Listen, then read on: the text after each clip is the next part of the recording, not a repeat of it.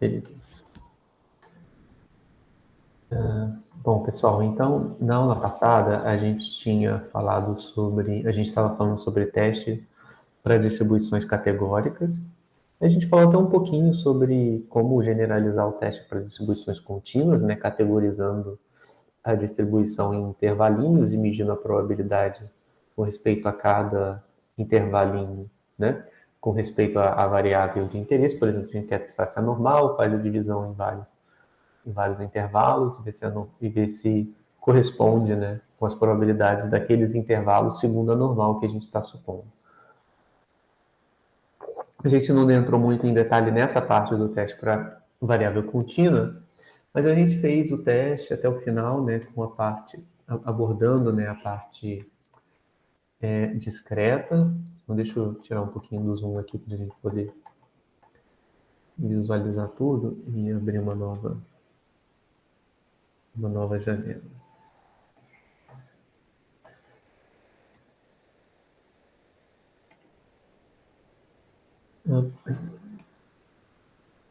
Então, o que a gente tinha visto era isso, né? A gente tinha falado sobre a estatística de teste, que comparava as frequências esperadas, né, de acordo com a hipótese nula. Então, isso é o que a gente espera de acordo com a hipótese nula. Isso aqui é o que a gente observou na amostra. Então, essa estatística de teste média ela vai ser grande quando a distância entre o que a gente observa e o que a gente espera ao quadrado, né, for grande, relativa ao que a gente espera, relativa ao esperado. E aí a gente viu também que a distribuição dessa estatística aqui, quadrado aqui, sobre H0, eu falei que tinha que botar sobre H0 aqui, eu tinha esquecido de escrever. Então, sobre H0, né, essa distribuição é a distribuição Q quadrado com 2 graus de liberdade. A gente viu o seguinte, por que 2 graus de liberdade? Bom, são 2 graus porque eu só posso variar no máximo 2 parâmetros com liberdade, né? Porque o terceiro fica determinado. Então, por exemplo, se eu digo que esse é 0,25 e esse é 0,25, o último é igual a 0,5. Então, o número de graus de liberdade é 2, porque eu só posso mexer em 2 parâmetros. O terceiro, uma vez que eu fixo os 2 parâmetros, o terceiro parâmetro dessa classe fica determinado. Tá? Então, resumidamente, foi o que a gente viu. E a gente consegue testar para qualquer distribuição categórica, tá? Aqui no caso, eu quis testar para essa daqui, mas dentro do contexto de cada problema, né, ele vai pedir uma determinada tabela de frequências, tá? Então, isso foi o que a gente viu na aula passada, e agora a gente vai concluir essa parte da matéria falando sobre uma aplicação que é para o teste que vocês usam lá em evolução, né, para verificar se uma população está em equilíbrio de Hardy-Weinberg ou não.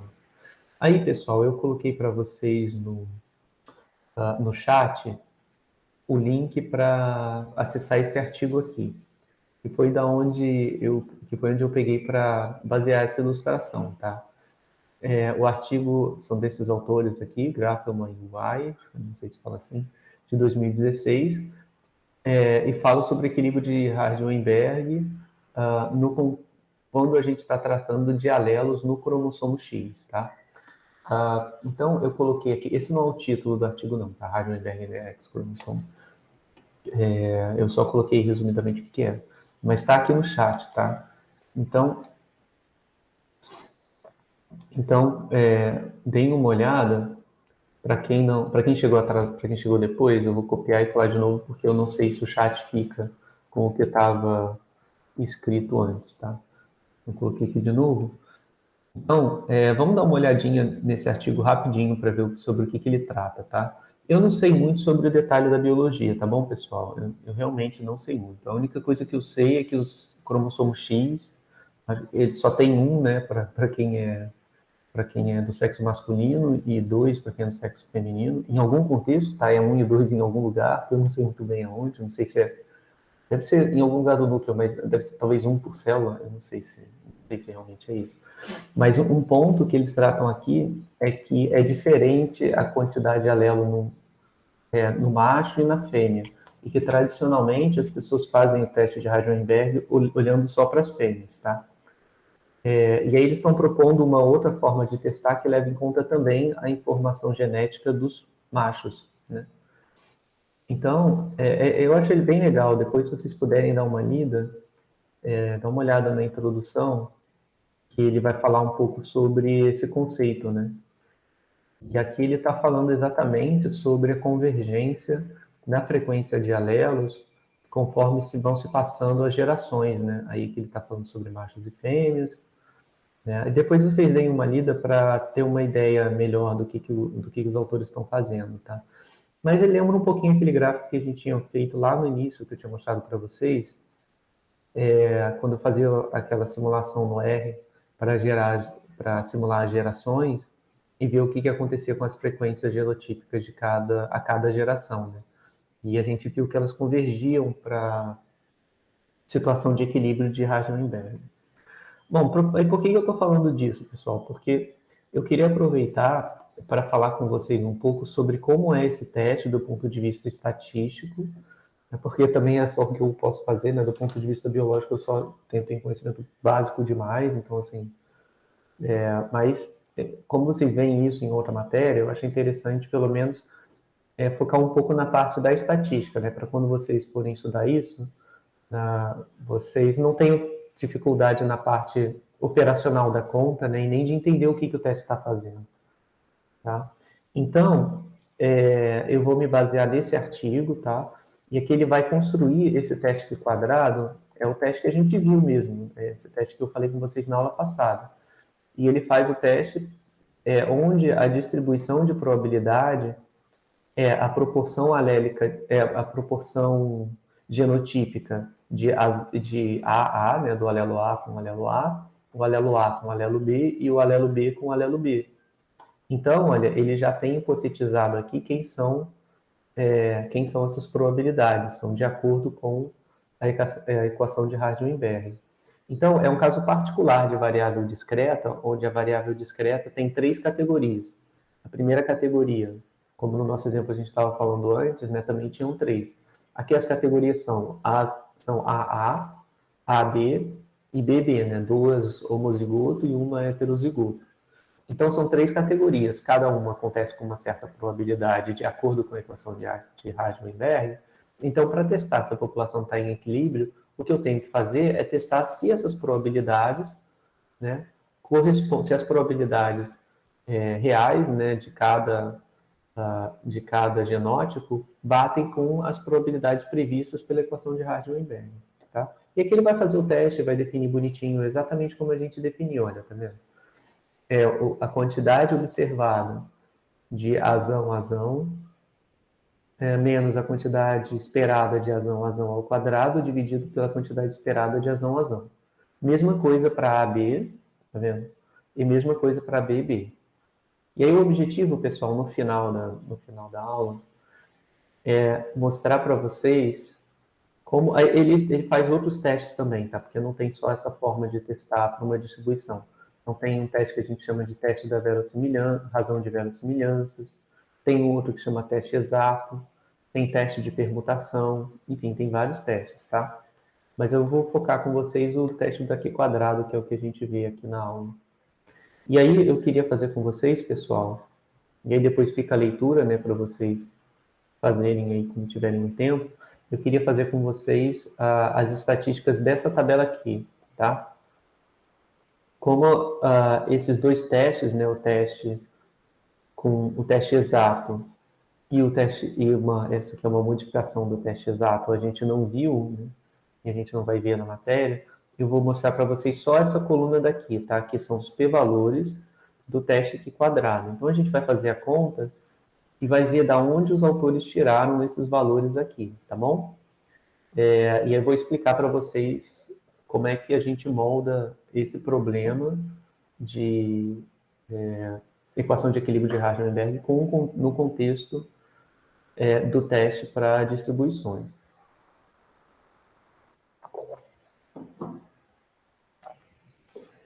Então, vamos lá, deixa eu voltar aqui para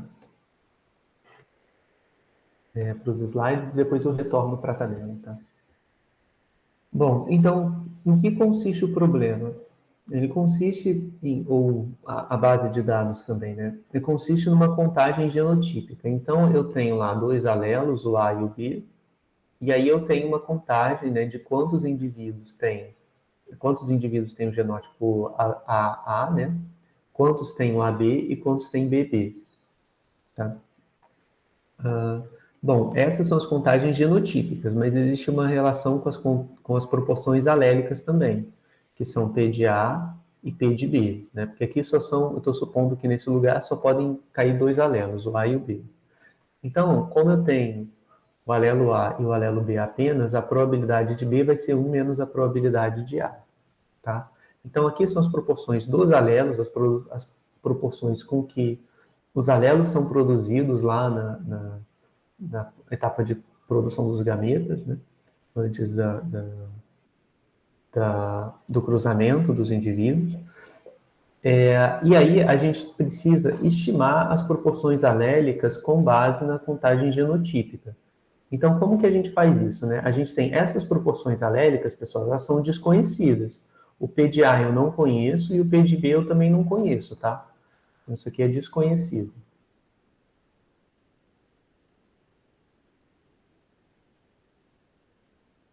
Porque para saber isso, nem se eu olhar a população inteira eu consigo saber o PA e o PB. Porque o PA e o PB estão relacionados a um mecanismo biológico, que é um mecanismo biológico que para cada indivíduo vai gerar uma azão ou um besão.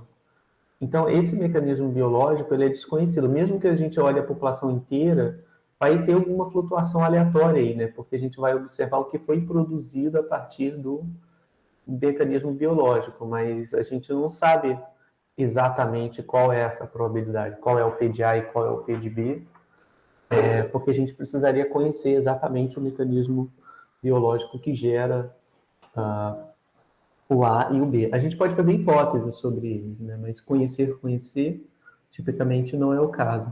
Então, a gente estima essas proporções com base na contagem genotípica. E aí, como é que a gente estima? Deixa eu escrever aqui, porque eu acho que ficou pequeno. Como é que a gente estima, e aí lembrando, né, que a estimativa a gente coloca um chapéuzinho em cima. Então, como é que a gente estima o PA? A gente vai fazer o seguinte, o PA é a proporção alélica de A, né, então a gente vai contar duas vezes o NA, desculpa, o NAA, mais uma vez o NAB. Por quê? Porque aqui dentro eu tenho duas vezes o alelo A e aqui eu tenho uma vez só. Então, se eu estou contando a quantidade de A's, eu tenho que somar duas vezes NAA mais uma vez NAB. E qual é o total, né? Lembrando que isso aqui é a proporção. Então, qual é o total? O total de alelos que vão aparecer vai ser duas vezes N, tá? Onde N é igual ao NAA mais NAB mais NBB, tá? Eu acho que escrevi certo? É isso mesmo. Tudo bem? Então, eu acho isso aqui deve ser usual, né, para vocês fazerem essas proporções, né? Mas eu penso literalmente que tem dois A's aqui dentro, então para cada um dos NAs vão aparecer duas vezes o A e vai aparecer uma vez no NAB, então somos dois. E como eu quero a proporção, eu vou dividir por 2 vezes N, que é a quantidade de alelos que vai ter. Se eu tenho N indivíduos na minha amostra, a quantidade de alelos vai ser 2 vezes N. Nessa posição, tá? Na posição em que o A ocorre ou o B ocorre. Então, isso é para estimar o A, a proporção do alelo A. E para estimar a proporção do alelo B? Bom, como eu estou supondo que naquele local do cromossomo só pode ser A ou B, então aqui tem que vir um menos P chapéu A, tá? Então, é assim que eu faço as minhas estimativas das proporções alélicas com base na minha amostra. Então, a primeira coisa que eu tenho observado são essas frequências. Então, essa é a etapa 1. Na etapa 2, eu vou construir as minhas proporções, as minhas estimativas para as proporções alélicas, tá? Com base nas contagens genotípicas. Bom, e qual é o objetivo? O objetivo é comparar as frequências genotípicas observadas com as frequências genotípicas esperadas sob equilíbrio de Hardy-Weinberg, né? Então, aqui estão as frequências relativas, aqui estão as frequências absolutas observadas, são essas aqui. Vou até colocar aqui para denotar. Frequências absolutas, aqui não é relativas, né? Observadas.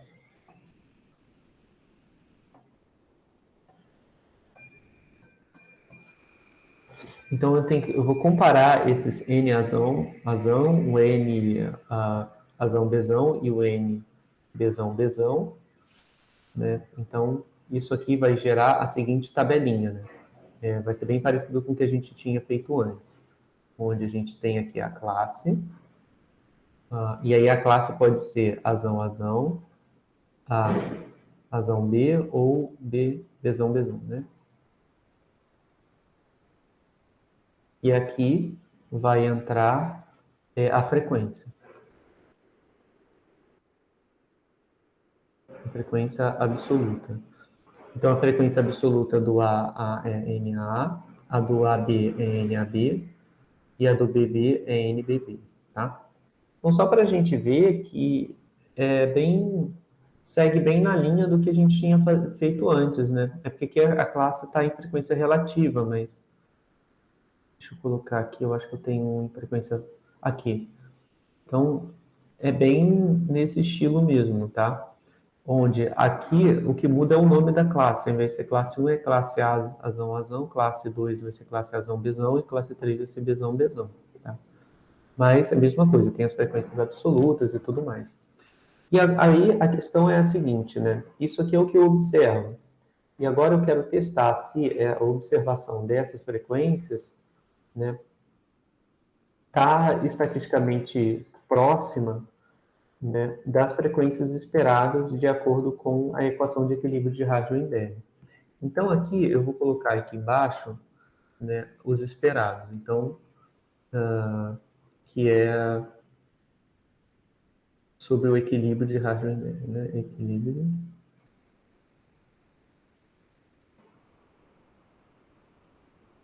Eu vou botar só HW para a pessoa.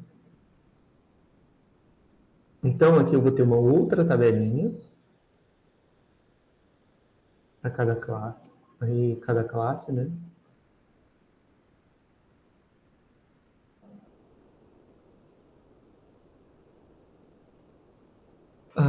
E aqui eu também tenho a minha frequência relativa. Não, desculpa, estou trocando toda hora. A frequência absoluta. Então, quem vai ser a frequência de azão-azão? Bom, a frequência de azão-azão vai ser, de acordo com a equação de equilíbrio de Hardy-Weinberg, vai ser dada pelo... Bom, como é azão-azão, eu vou pegar o PA, né, elevar ao quadrado. Por quê? Porque para formar azão-azão, eu tenho que formar azão, que se forma com probabilidade PAzão, e depois tem que formar azão de novo. Então, vai ser PAzão vezes PAzão, né? E como eu preciso estar no domínio da frequência, eu vou ter que multiplicar por N. Só trazer para cá para poder dar mais espaço. Então, vai ficar N vezes P chapéu A ao quadrado, tá? Como está feito aqui. Tudo bem, pessoal? Esse ponto? Eu não entendi por que tem que multiplicar por N. Por que tem que multiplicar por N? É porque... Ah, tá. É porque essa parte aqui é a proporção, né? Porque isso aqui é uma proporção. Então, a proporção de azão, digamos que seja 50%, 50%. Então, metade das vezes, em média, o alelo produzido vai ser azão e metade vai ser bezão. Então, para eu formar azão-azão, eu vou formar azão-azão com qual probabilidade? eu quiser PAzão, Azão, eu vou formar com 0,5, né, vezes 0,5. Item. Peraí. Às vezes ele faz isso, não sei porquê. Então, a proporção de azão é essa. Mas essa é a proporção, que é uma probabilidade, né? 0,25.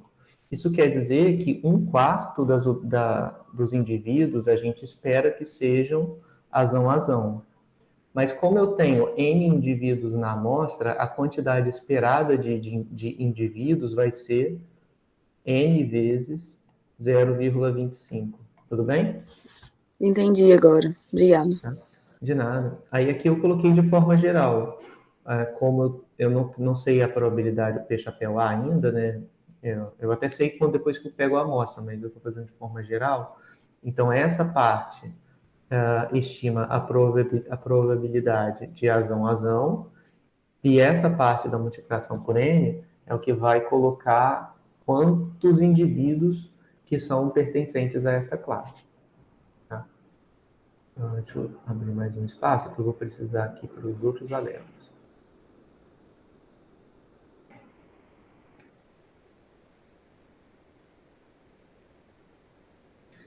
Aí agora vamos fazer para o AB, né? O AB, como é que eu faço o AB? Bom, o AB eu posso receber o alelo A da mãe e o B do pai. Então, P de A vezes P de B. Ou pode acontecer o contrário. Pode ser que eu receba o B do pai e o A da mãe. Tá? Bom, então a probabilidade acaba ficando igual a 2 vezes PA, PB. Aí aqui eu vou apagar essa segunda. Certo? E aí eu tenho que agora, né, multiplicar por N para também cobrir a quantidade de indivíduos. Então vai ficar 2 vezes N, P chapéu A, P chapéu B. Tudo bem, pessoal?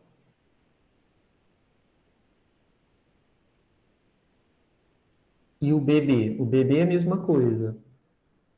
O BB vai ser, para eu ter alelo B e alelo B, eu tenho P de B chapéu ao quadrado, né? Porque tem que ser B, tem que vir o alelo B da mãe e o alelo B do pai, então fica o produto dos dois, né? P de B vezes P de B dá P de B ao quadrado. Para eu jogar no domínio da contagem, eu multiplico por N, que eu sei que uma fração equivalente a B ao quadrado, né, equivale à fração dos alelos BB, né, dos alelos homozigoto, dos alelos BB, não fez sentido isso, dos genótipos, eu acho que fala, né? BB, então, para jogar no domínio da contagem, eu tenho que multiplicar por N. Alguma dúvida, pessoal, nessas proporções aqui?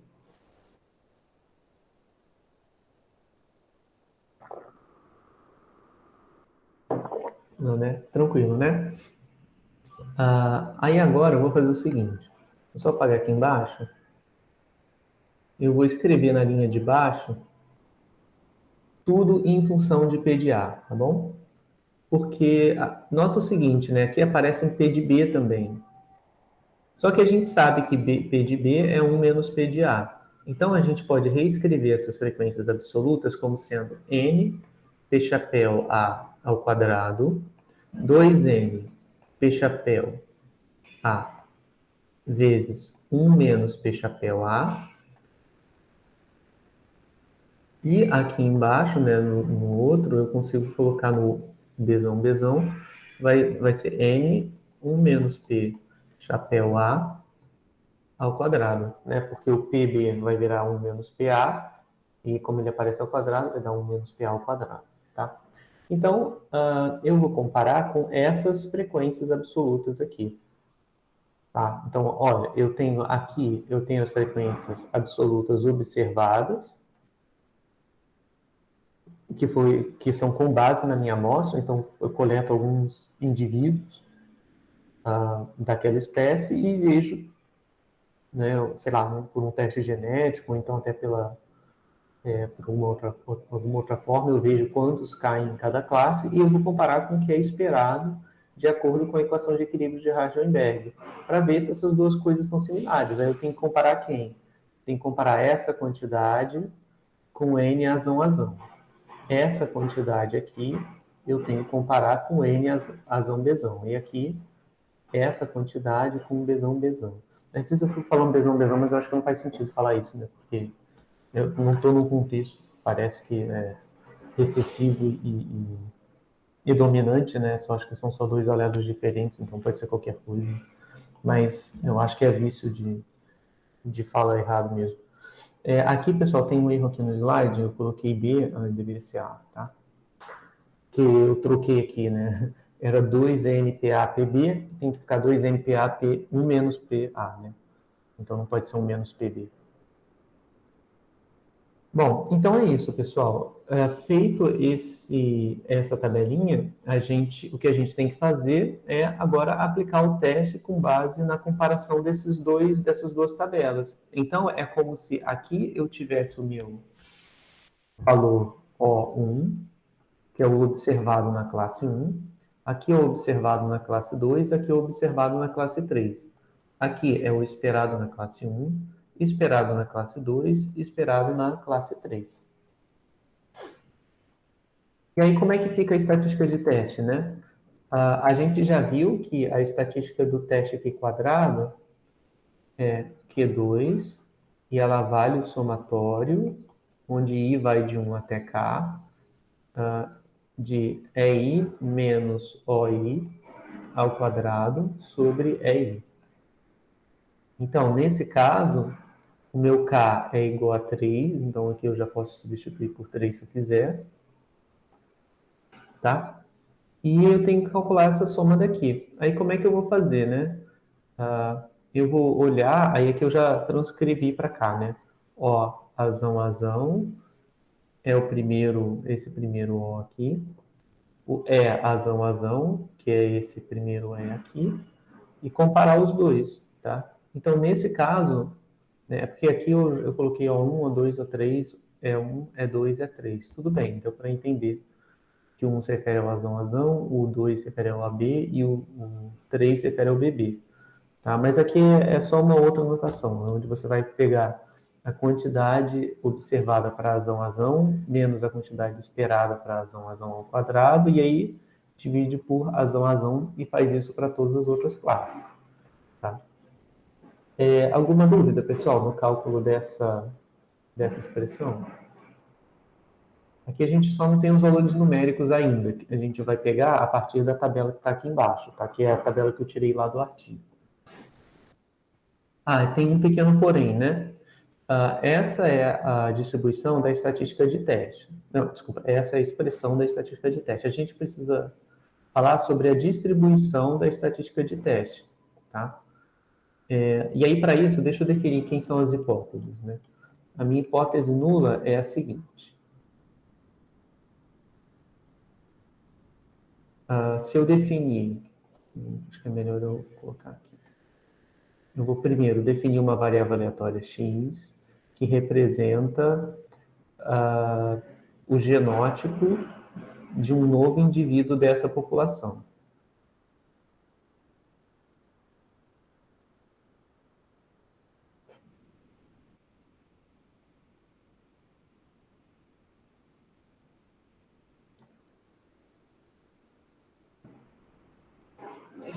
Então, o H0 fica sendo x, segue uma distribuição categórica, dada por N, desculpa, N não. Como a distribuição é categórica, aqui dentro eu tenho que colocar as probabilidades, tá, pessoal? Então, aqui dentro eu não vou colocar o N em nenhum deles. Então, vai dar P chapéu A ao quadrado, P chapéu 2, P chapéu A, 1 menos P chapéu A, e aqui 1 menos P chapéu A ao quadrado. Tá? Eu só estou colocando na mesma roupagem que a gente tinha colocado aqui anteriormente. Tá? Em que eu tenho uma variável categórica e ela assume aqui a probabilidade do azão, aqui é a probabilidade do azão Bzão, e aqui é do Bzão, Bzão. Tá? Então, essa é a minha hipótese 1. A hipótese alternativa fica sendo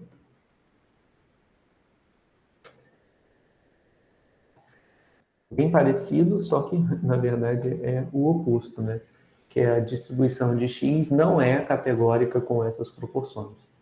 Quando eu defino minhas hipóteses assim, né, o que eu estou fazendo, eu estou testando se em H0 eu tenho equilíbrio de Hardy-Weinberg para aquela população e se em H1, né, se eu não tenho a situação de equilíbrio de Hardy-Weinberg.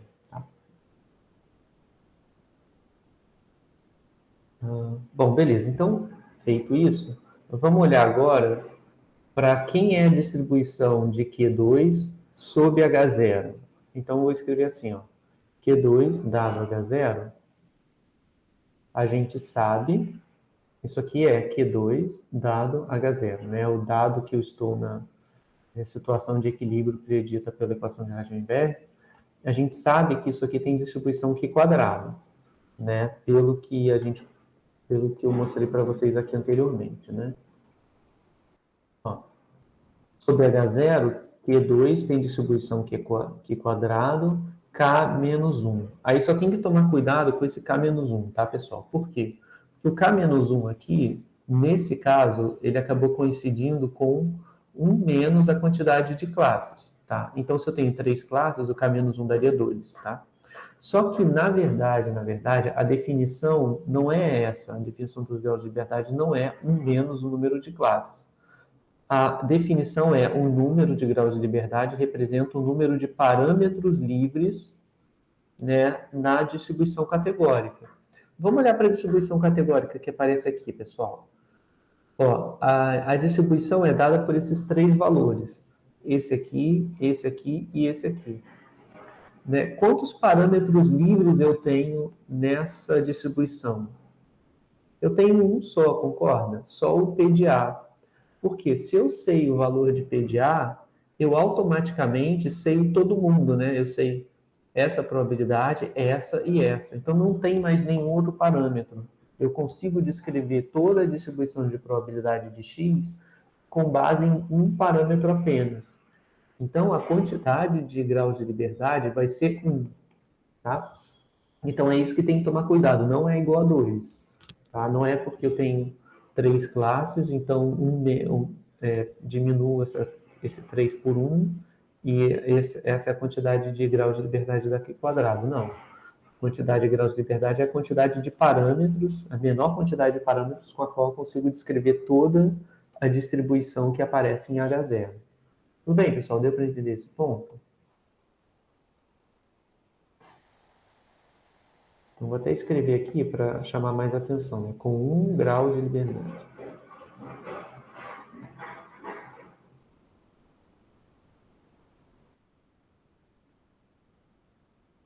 Então, a gente vai usar aqui quadrado com 1 grau de liberdade. Então, vamos fazer as contas, pessoal, para a gente conseguir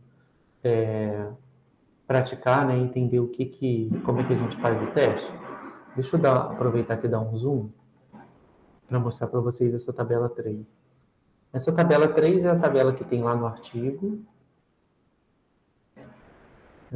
Deixa eu dar um zoom e chegar um pouquinho mais para baixo.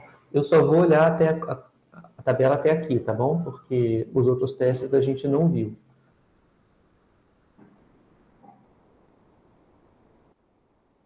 Tá? Então, aqui é um SNP. Oi, alguém quer falar alguma coisa? Eu fiquei com Pode uma falar. dúvida. Uhum. Mas e se eu não tivesse trocado por 1 menos PA, por exemplo? Se Iam você ficar tivesse deixado aqui PB? ficar 2 parâmetros, então. Ah, boa pergunta, boa pergunta. Na verdade, não depende de você trocar o P de B por 1 menos P de A. Mesmo que você escreva como usando o PB aqui e usando o PB aqui, mesmo que você faça isso, ainda assim vai ter 1 grau de liberdade. Porque você tem que fazer esse trabalho de verificar se você consegue tirar um parâmetro transformando ele em outro, para deixar a menor quantidade possível de parâmetros. Tudo bem? Aham. Tá? Então, sempre tem que fazer esse esforço de ver se você não consegue reduzir a quantidade de parâmetros, de repente, por substituição ou algo assim. Mas aqui é um pouco mais claro, né? Porque é um pouco mais imediato, porque a gente já sabe que o PB é 1 menos PA, tá bom? Beleza.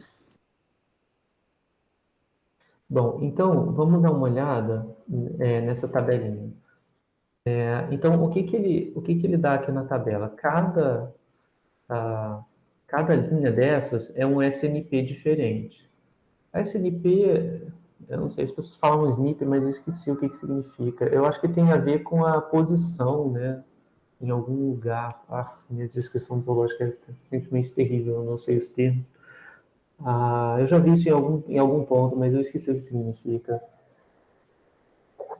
Não, mas eu penso basicamente como se fossem réplicas, tá? Do teste.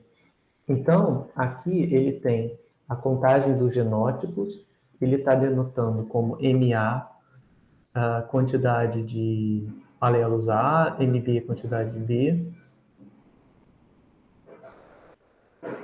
Aqui tem a frequência do azão, a frequência do AB e a frequência do BB. Então, isso era o que a gente estava chamando com N, né?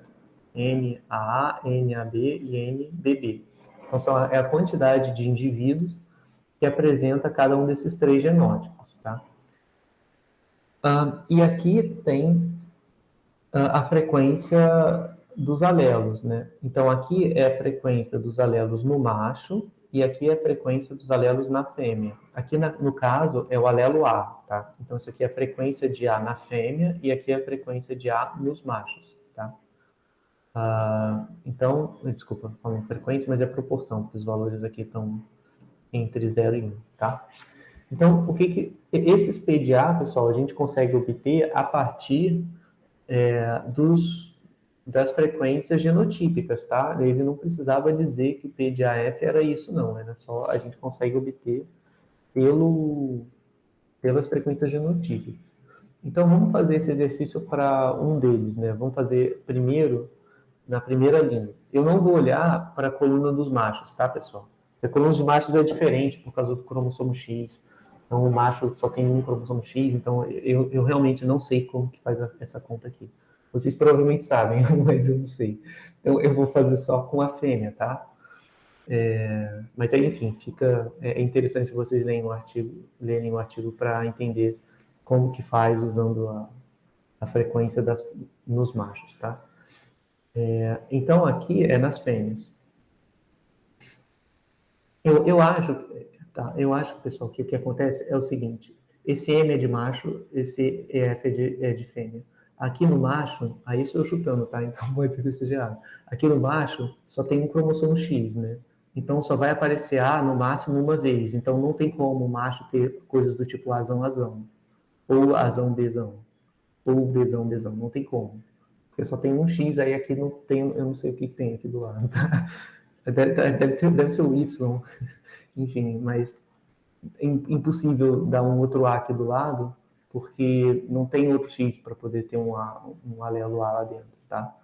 E aí por isso tem duas colunas. Aqui tem três, porque são os três genótipos, né, possíveis na fêmea.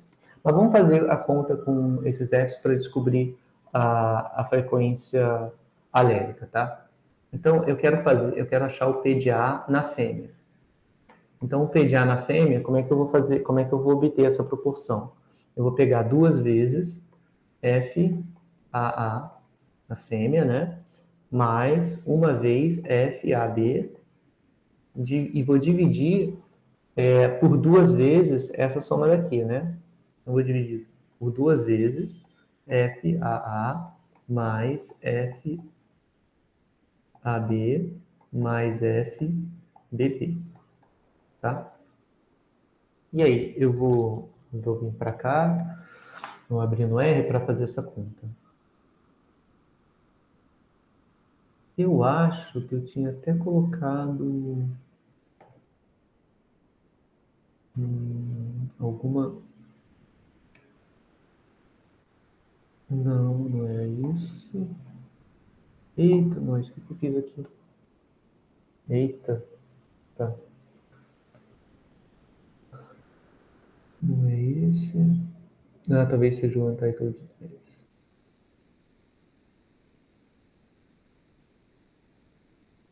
Ah, é isso aqui, ó. Então, a proporção do alelo A é 2 vezes a frequência do alelo AA mais o alelo AB dividido por 2 vezes N, em que N é esse somatório aqui, tá? Então, pessoal, aqui no código eu já tinha feito, mas eu chamei de O ao invés de chamar de F, tá? Como está aqui na fonte. E aí eu vou colocar aqui as frequências, deixa eu anotar para a gente poder fazer no caso da primeira linha. Então aqui são 230, aqui são 314 e aqui são 107. Tá?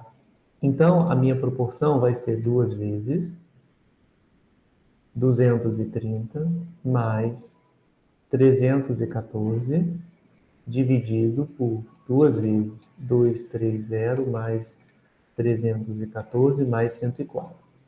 Deixa eu ir lá para o R para fazer a conta. Então, eu vou fazer o seguinte, pessoal. Eu vou fazer essa primeira conta, eu vou fazer separado. Depois eu vou pegar o código para poder fazer com vocês. Espera aí, isso aqui. Onde está o leite? Não tem mais. Acabou o leite. Desculpa, pessoal. Minha filha estava perguntando do leite, mas acabou. Onde eu parei? Então vamos lá. Vamos fazer a conta aqui do porção alélica do A na fêmea. Então, 2 vezes 230 mais 314 e vou dividir por 2 vezes 230 mais 314 mais 104. Então, com base nas observações das frequências genotípicas, eu tirei a minha estimativa para a proporção alélica do alelo A nas fêmeas, que é de 0,5972. Tá? 59. Deu um pouquinho mais alto. Eu copiei errado, desculpa. Aqui é 107, não é 104. Mas se a gente corrigir e colocar 107 aqui, vai dar certinho.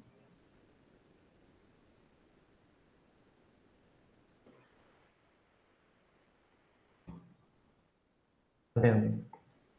E agora deu 447.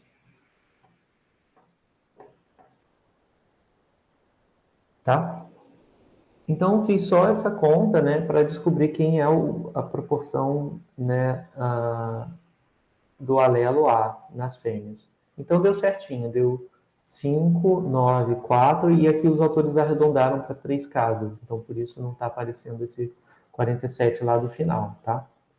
Aí, beleza, essa é a primeira parte, né, do problema. A gente tem que estimar os AFs, né? A frequência do alelo A. Né? E aqui, essa coluna do Q quadrado all é como ele faz a conta do teste, levando em conta também os machos, tá? Essa coluna eu não vou fazer porque eu não sei como faz levando em conta os machos, porque tem essa particularidade, né? De só terem um alelo, não terem dois.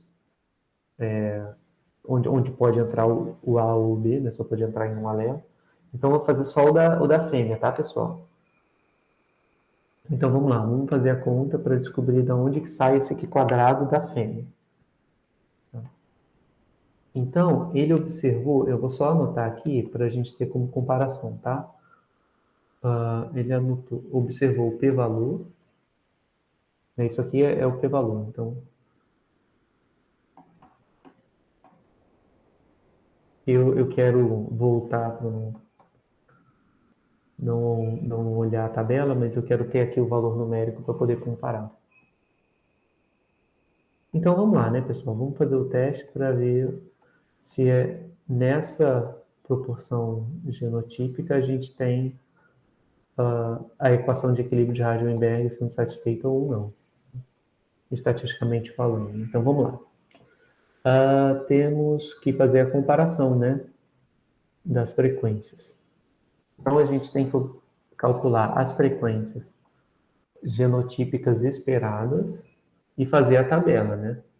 Então, aqui são as frequências genotípicas esperadas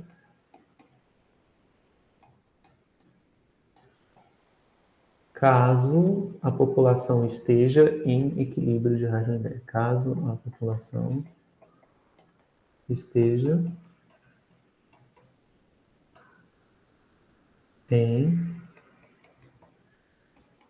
equilíbrio de Hardy-Weinberg. Tá? Então aqui abreviei um monte de coisa, mas enfim. Então, ó, vou calcular os esperados, né? Esperado, razão, fica sendo o quê?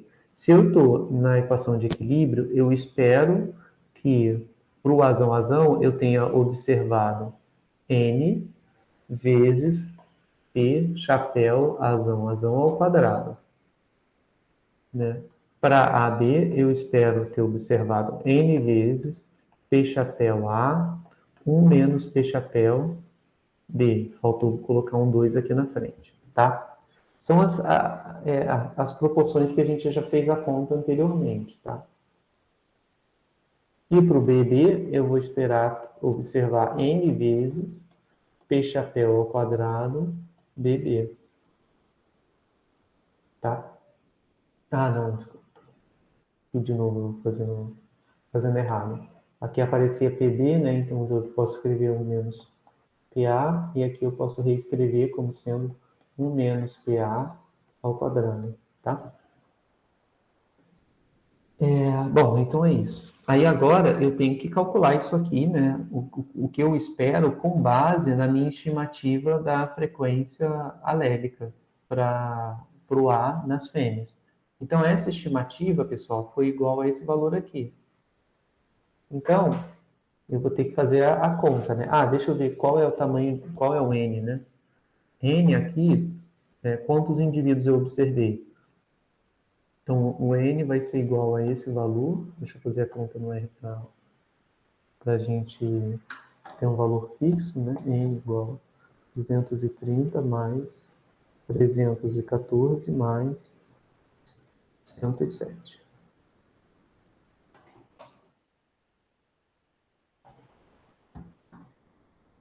Então, deu 651. Então, aqui vai dar 651 vezes 0,594 ao quadrado. Aqui eu vou usar só as casas com o mesmo valor que os autores colocaram lá no artigo. Então, aqui 2 vezes 651 vezes 0,594 vezes 1 menos P de A, aí vai dar 0,406, tá? Já fiz a conta de 1 menos esse valor aqui. E aqui é N, que é 651, vezes 0,406 ao quadrado, tá? Então, eu vou calcular os valores esperados. Vou colocar aqui, o valor esperado de razão a razão. Isso deu 651 vezes 0,594 elevado ao quadrado. E aqui embaixo, o EAB deu 2 vezes 651 vezes 0,594 vezes 0,406. E o EBB vai dar 651 vezes 0,406 elevado ao quadrado. Pronto, rodei. Agora vamos ver quanto é que deu cada um. Azão, AB, BB. Então, bom, deu isso aí.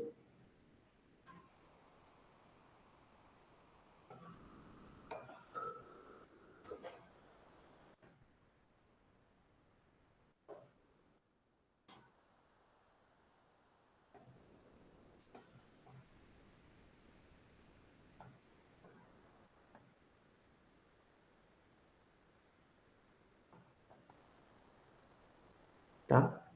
Se quiser arredondar, eu vou botar um. Bem, pessoal, essa conta? Deu para acompanhar o que eu fiz ou ficou rápido demais? Deu. Deu? Beleza, então, ó, essas são as frequências esperadas. Agora, como é que eu faço o teste? Eu tenho que comparar com as frequências observadas, né? Então, vamos ver. Eu já tinha escrito lá em cima, mas vamos voltar aqui para ver de novo. Ó, essa foi a frequência observada de azão a azão. Olha a frequência esperada aqui, qual que é? 229,69. E aqui eu estou comparando com 230. Pô, tá bem perto, né? Menos de uma unidade. A mesma coisa acontece aqui.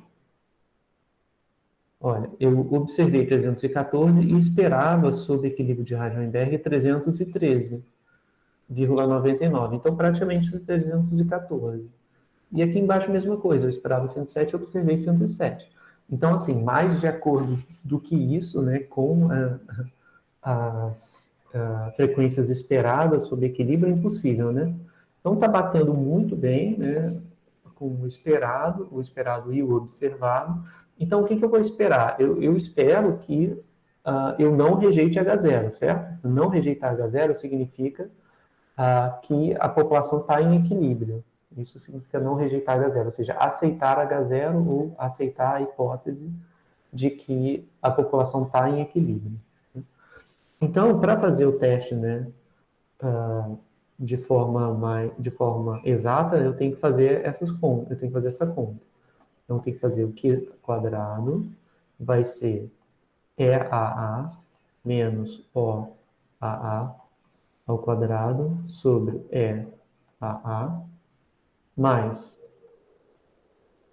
EAB menos OAB. Aqui tanto faz a ordem, tá, pessoal? Às vezes eu escrevo o OA primeiro e o EA depois, às vezes eu escrevo o OA primeiro, o EA depois, mas tanto faz. A única diferença que vai dar é o sinal aqui dentro, mas como você vai elevar ao quadrado, não vai fazer diferença. Se você trocar a ordem, você pode levar, digamos, 7 ou menos 7 aqui dentro, dependendo de como você escreve. Mas como você vai elevar ao quadrado, tanto faz, porque 7 ou menos 7 ao quadrado é a mesma coisa, dá 49 os dois. Tá? Então, não importa qual que vem primeiro aqui dentro. Aqui é AB, mais, agora falta só um aqui embaixo, é BB menos OBB ao quadrado sobre BB. Então, eu tenho que calcular o valor dessa expressão, vou fazer o seguinte, eu vou fazer aqui no ER. Eu já vou colocar, então, aqui o OAA. Vou copiar as informações do observado, né, pelo que a gente escreveu aqui, tá vendo? Que são o que ele está denotando por F. Então, o observado 230, o observado do AB vai ser 314 e o observado do BB vai ser igual a 104. Eu vou rodar isso aqui para 104, não, é 107, aqui eu anotei errado. E eu acho que eu fiz tudo errado, então, porque se eu somei assim... Ah, não, mas o meu N eu fiz certo, ó, eu somei com 107, ao invés de somar com 104 aqui. Deixa eu só conferir. Ah, é isso mesmo, beleza, não tem que refazer esses valores não. Tá, então deu isso, anotei aqui o OA, o OB, o OAD e o OBB. E agora, só o que eu tenho que fazer é calcular essa expressão aqui para obter o valor de Q, né? Essa expressão eu já escrevi aqui em cima, eu estava fazendo isso aqui ontem. Então só vou copiar, tá bom, pessoal? Eu vou chamar de Q, esse valor de Q ao quadrado, né? Ele vai ser obtido como? Né? Como é que eu faço esse valor? Eu vou somar três termos. OAA menos EAA ao quadrado dividido por EAA, tá? Então esse é o primeiro termo. Esse aqui, nota que eu coloquei com o sinal trocado, mas tanto faz, vai dar o mesmo valor. E aqui, O, BB menos EBB dividido por EBB, esse segundo aqui, e o terceiro termo é esse, EAB menos OAB dividido por EAB, tá?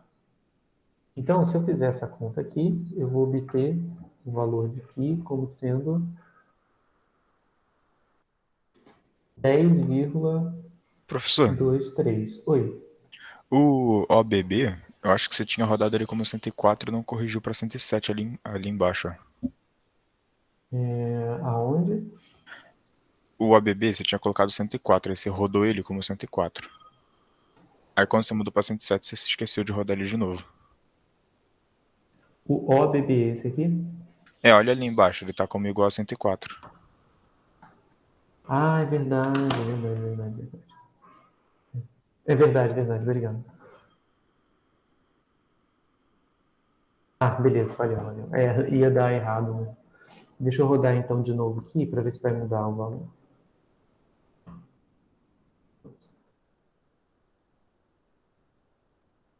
Mudou bastante.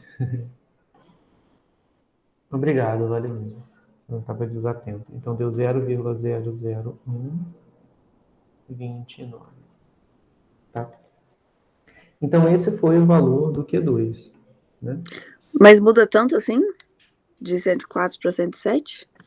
Ele acaba mudando, né? Porque, assim, não mudou tanto porque aqui estava 10%, né? 0,1. E aqui está 1 milésimo, mais ou menos.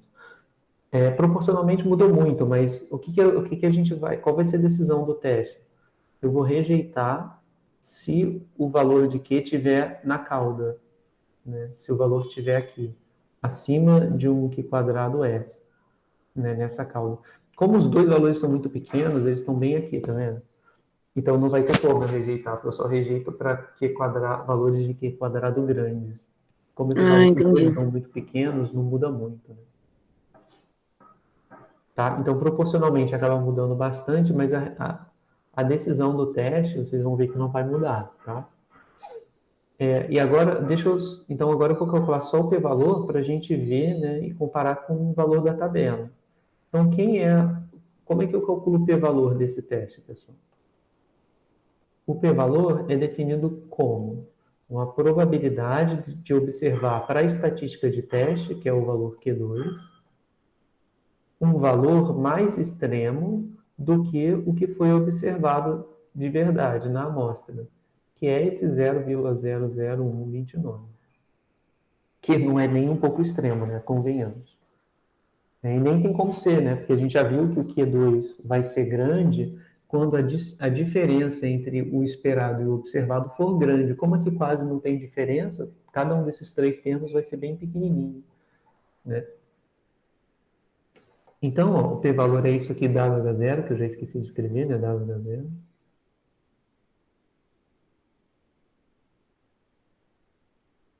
Então, como é que a gente calcula, né, essa parte aqui? Ele equivale aqui está o valor de Q quadrado, né? Então, o p-valor, na verdade, é tudo isso.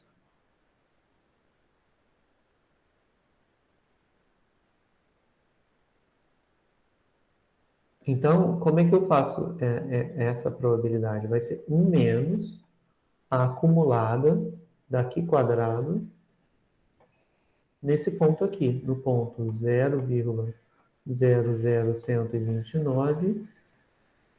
Deixa eu arrastar mais para a esquerda, para a gente poder... Eita, como é que eu fiz isso? Ok. Quantos graus de liberdade? A gente já viu que usa 1 grau, né? Porque só tem um parâmetro livre nessa história toda, que é o P chapéu A. Esse é o único parâmetro que pode mudar, né? Que eu tenho liberdade para mudar. Uma vez que eu mude ele, pronto. Uma vez que eu fixe ele, eu não consigo mais mexer em nenhum dos outros parâmetros. Então, ok, deu isso, né? Vamos lá, vamos calcular quanto é que é 1 menos. Isso. 0,00129, número de graus de liberdade, df igual a 1.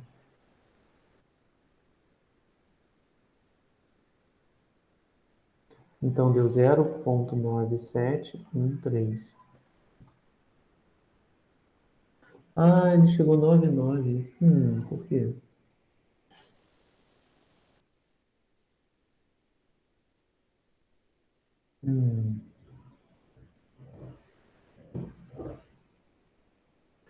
Deixa eu ver se eu copiei certo o número.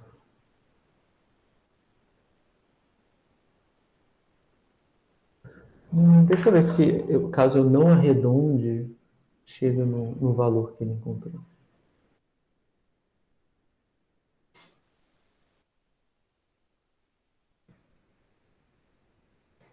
Não, deu isso.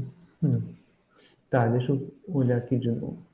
230, 314, 107.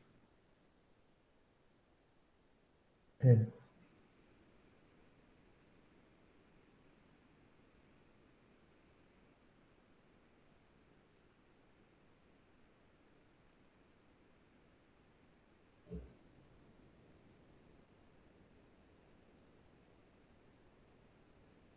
Ah, pode ter sido do erro de arredondamento daqui.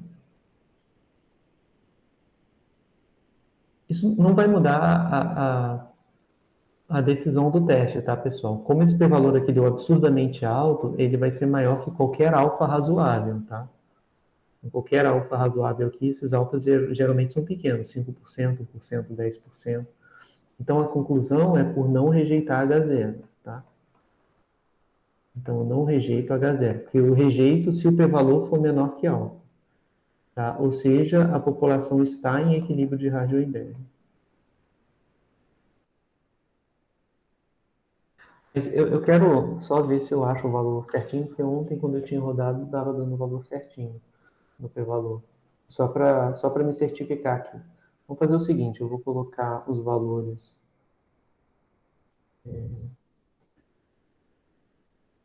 aqui, 107, e rodar do jeito que eu tinha escrito antes. Porque aqui eu fiz, na hora de fazer a conta, eu fiz esse arredondamento. Então pode ser que tenha vindo daqui, né? Essa diferença, mas vamos lá. 330, 314 é o AB e o BB é 107. Aí o que ele faz é calcula o tamanho de amostra, que é se eu somar todo mundo, calcula o P de A, que é 2 vezes a AB dividido por 2N, calcula o P de B, que é 1 menos P de A, e faz os esperados. Agora vamos ver quanto é que dá o valor do... Ah, ó, já deu menor ainda, tá vendo? Isso aqui quer dizer 9,4 vezes 10 a menos 5. Então, foi de fato coisa do arredondamento, de quando eu troquei aqui para 3 casas decimais e usei o resultado lá da tabela que os autores forneceram. Então, foi daí que deu essa diferença. Mas vamos continuar para ver que vai dar exatamente o p-valor que estava na tabela. Ah, agora deu. 0,9922. O p-valor 0,992. Bom, e aqui é porque ele truncou para 3 casas decimais. Tá? Tudo bem, pessoal? Deu para entender de onde que ele tirou esse p-valor aqui para as fêmeas?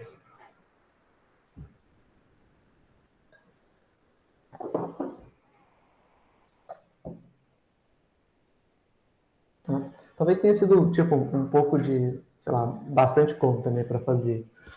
Mas são contas padrões. E assim, uma vez que a gente faz pela primeira vez, para você fazer para replicar para os outros SNPs, é fácil, porque é só usar o mesmo código, né?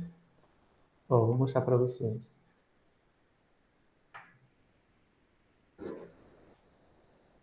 Porque quando eu escrevi de forma que basta trocar, né, os observados que aparecem nessas 3 primeiras linhas para a gente fazer todo o teste, né, e achar todos os p-valores. Então, vamos fazer para o genótipo no segundo SNP, que é o SNP mais bizarro, porque olha o que acontece. Aqui, a frequência alélica está toda no azão-azão, e não tem nada de A e nada de B. Esse é um caso meio degenerado, né? Depois eu quero ler para entender, para ver quais são as conclusões dos autores sobre esse caso. É um caso bem extremo, né? Ele não observou nenhum azão B e nenhum BB, né? Nenhuma frequência alélica que não seja azão-azão, tá? Que é bem esquisito isso. Mas, enfim.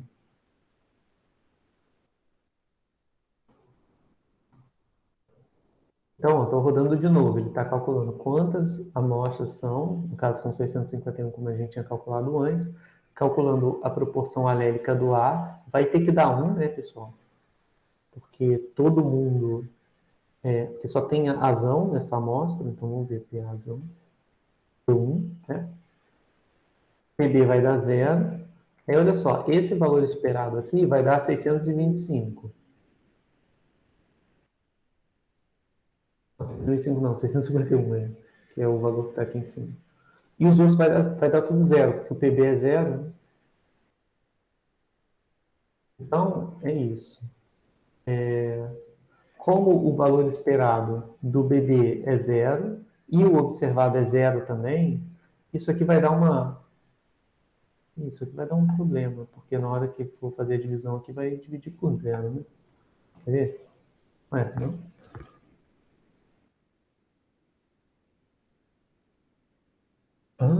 Peraí, como que não deu problema? Dividiu por 0. Ele deve ter dado inf, quer ver? Não viu? Sabia que ia dar problema. Deu problema, pessoal, por quê? Porque na hora de fazer essa divisão aqui, o esperado é 0, tá? Então, eu não sei como os autores conseguem calcular esse valor aqui como sendo 1, tá? Eu realmente não sei. Não sei se, de repente, eles usam alguma correção de continuidade, mas... Enfim. Para mim é muito esquisito, tá? Quando eu olho essa tabela aqui, eu não sei, talvez vocês possam falar melhor do que eu. Quando vocês olham para essa segunda coluna, para mim é difícil pensar que está em equilíbrio de Hardy-Weinberg nesse caso. Porque como é que pode não ter observado nenhum AB e nenhum BB? É estranho, né? Ainda mais tendo 651 indivíduos, eu realmente não sei de onde que veio essa amostra, mas para mim parece estranho.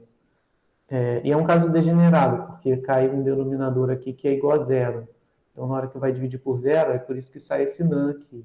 Então, eu realmente não sei qual foi a conta que foi feita para obter 1. Esse é um caso mais particular, né? Depois eu tenho até que ler o artigo na parte metodológica para ver o que eles explicam sobre essa parte. Mas vamos fazer com a terceira e a quarta linha, que a gente vai ver que vai bater. Tá? 2, 3, 1. 3, 3, 7. 8, 3.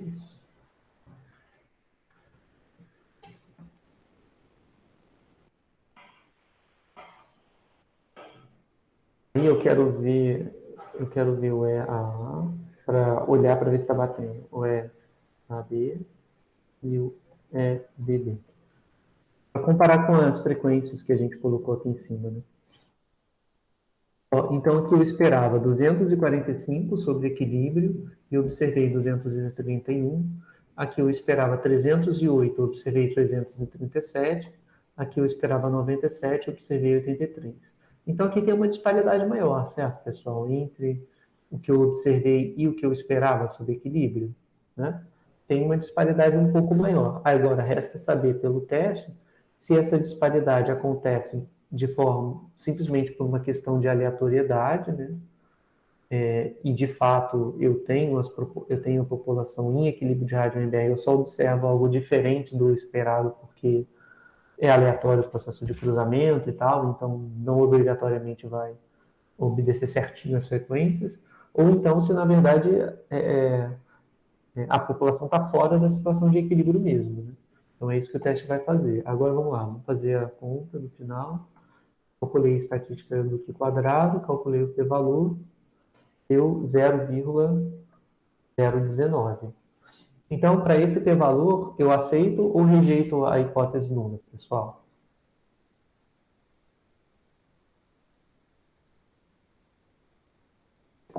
Mas eu vou esperar vocês me dizerem. Tá bem perto de 1%, né? Do alfa.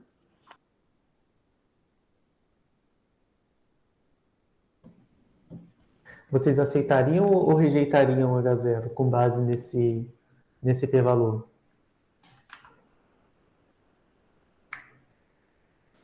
Eu rejeitaria. Rejeitaria, né? Porque o p-valor deu bem baixinho, né?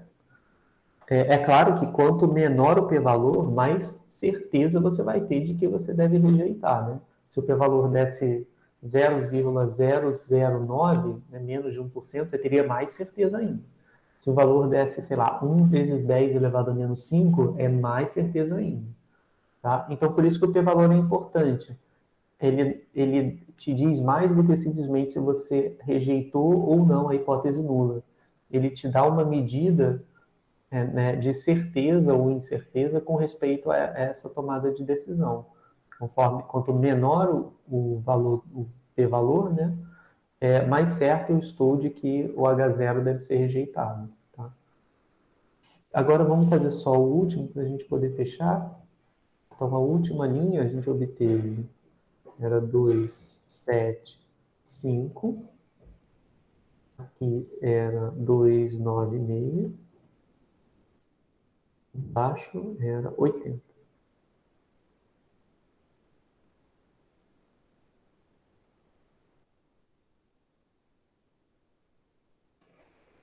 Então, daí que deu um p-valor bem alto também, 0,98. Se eu arredondar esse número para 3 casas, vai dar 0,980, como os autores bem informaram aqui, tá? Então, nesse caso, eu não rejeito H0. Então, olha, com base nos p-valores que eles obtiveram, o que se concluiu é que as amostras 1, 2 e 4, né, se referem a populações que devem estar em equilíbrio de Harshman-Weinberg. Com o adendo do 2, pessoal, eu não entendo muito bem como que ele fez o teste quando aqui dá 0. E do ponto de vista biológico, para vocês, faz sentido pensar que a população está em equilíbrio de Harshman-Weinberg mesmo quando esses alelos aqui são 0? Eu não sei, eu estou perguntando agora de curioso mesmo. Acabou a água. Alguém tem alguma intuição sobre isso aqui?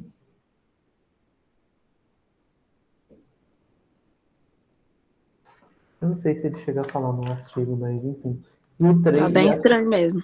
Estranho, né? Eu achei esquisito. Eu realmente não sei o que houve. Só se ele pegou as fêmeas, só se ele não pegou população de machos, mas eu acho que não, porque aqui, ó, aqui também tem macho, né? Ah, deve ser isso, olha só, pessoal. Porque olha só quantos machos tem o alelo B.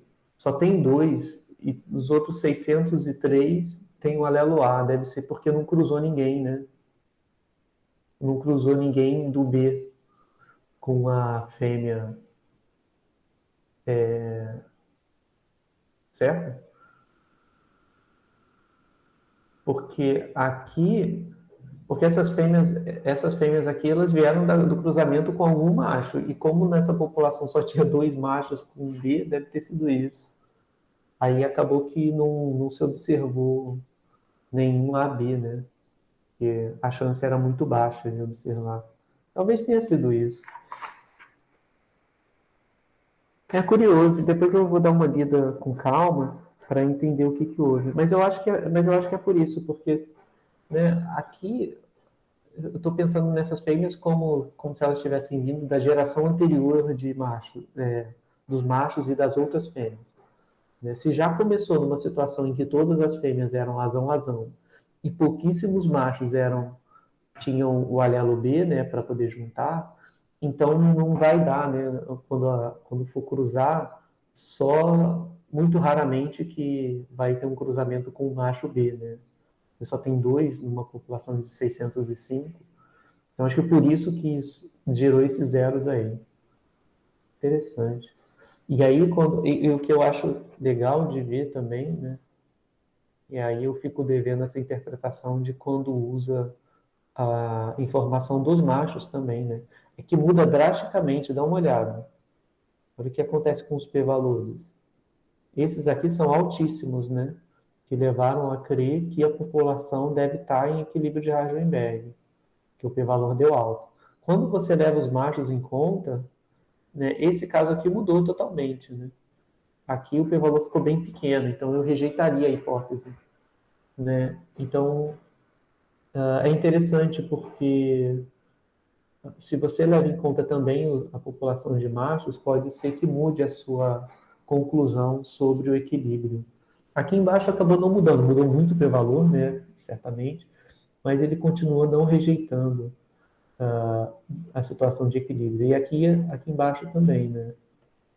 O que acabou acontecendo foi que mudou um pouquinho o p-valor aqui, então ele ficou mais alto, aí eu já não tenho mais tanta certeza de que essa população está fora do equilíbrio, que agora está 6%. Então, assim, tem algum grau de evidência contra, mas fica difícil de afirmar com certeza que eu devo rejeitar a hipótese de que a população está no equilíbrio de Heisenberg. Né? Enquanto que no 4, nessa situação 4, não mudou tanto, né? O valor continua bem alto.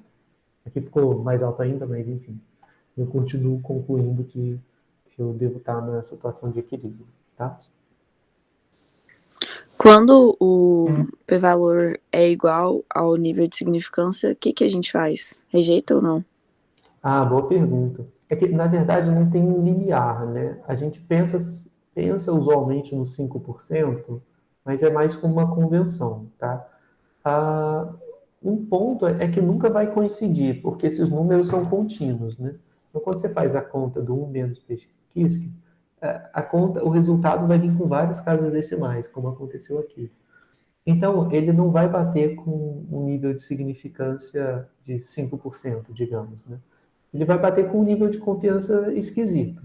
Então, assim, na prática, não precisa se preocupar com esse ponto. E aí, por trás, a gente tem que ter sempre na cabeça de que esse valor de 5%, ele não é um linear que deve ser batido. Então, tipo, se o seu p-valor for 5,1%, você conclui que, não, então H0 é verdadeiro. Né?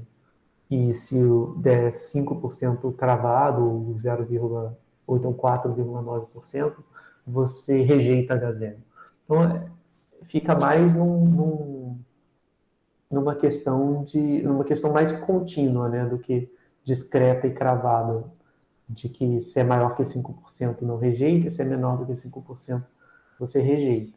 Na prática, a gente reporta o p-valor e o que for razoável, depois você vai concluir, né? Porque, tipicamente, o que acaba acontecendo é que as pessoas torcem para que o p-valor dê pequeno. Por quê? Porque, sei lá, estou pensando num ponto de vista de um estudo, né? Em que você quer comparar, geralmente você tem um tratamento, digamos assim, né? Sei lá, se for indústria farmacêutica, você tem um tratamento que é o tratamento padrão, que já está disponível no mercado, e você propõe um outro tratamento, um tratamento diferente, com uma droga diferente, ou com um procedimento médico diferente, e você quer testar se o seu procedimento é melhor que o procedimento que já existe. Então, o procedimento que já existe é o que está em H0 e o que você propõe é o que está em H1.